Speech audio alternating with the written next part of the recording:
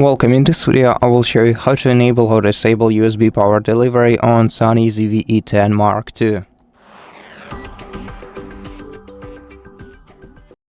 First of all, switch on your camera.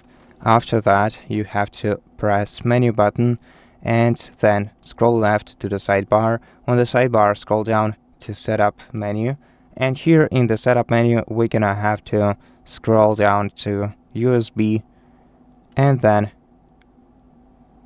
go to USB power supply and choose whether or not you want to supply power to your camera using USB cable. And that's basically how you do it. So thank you so much for watching this video. If it helped you, please consider subscribing to our channel, leave us a like and a comment below, and I'll see you in the next one.